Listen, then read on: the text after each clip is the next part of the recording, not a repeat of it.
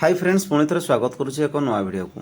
Friends कमिला commercial gas रो cylinder रो दर तो ये नहीं होटेल एवं रेस्टोरेंट मालिकों को मिली आश्वस्ति तो ये नहीं तैल कंपानी गुड़िक कौन कहते केते टंका कमी आम आज ये वीडियो माध्यम जाना। चैनल में नुआ कर विजिट करते चैनल को लाइक करदे और सब्सक्राइब करदे भाव सर्वप्रथम नोटिफिकेशन पाइबा तेज चलतु संपूर्ण अपडेट जाना।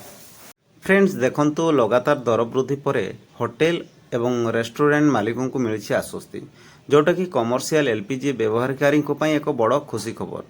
तेल मार्केटिंग कंपनी गुड़िक तरफ जोटा कि 19 किलो विशिष्ट बेसी सिलिंडर मूल्य जोटा कि 183 टंका 50 पैसा पर्यंत ह्रास कर नुआ दर जुलाई 1 रु बुधवार ठार लागू होईछि।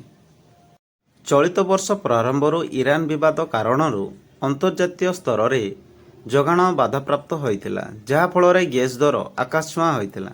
तेबे वर्तमान स्थिति सुधरवा साउदी कॉन्ट्रैक्ट प्राइस भली ग्लोबल बेंचमार्क ह्रास पाई मूल्य संशोधन करा जायछि।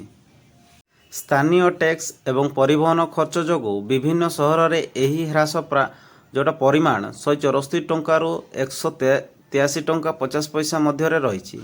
नवा दिल्ली रे 19 किलो सिलिंडर मूल्य 3113 टंका 50 पैसा टंकार कमी जोटा कि 2930 टंका रही।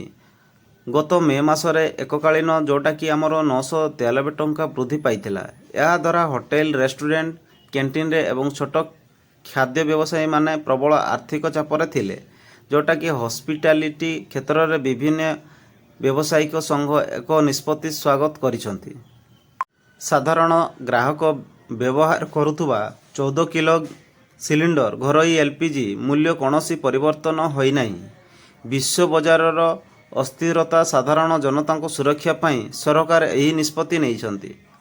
आपण माने जानिपारे कमर्शियल गैस रो रेट कौ भाया ह्रास पाई एभली भाव सर्वप्रथम नोटिफिकेशन पाइबापी चैनल को लाइक एवं सब्सक्राइब कर देथिबे जोटा कि सर्वप्रथम नोटिफिकेशन आपण माने पाई परिबे।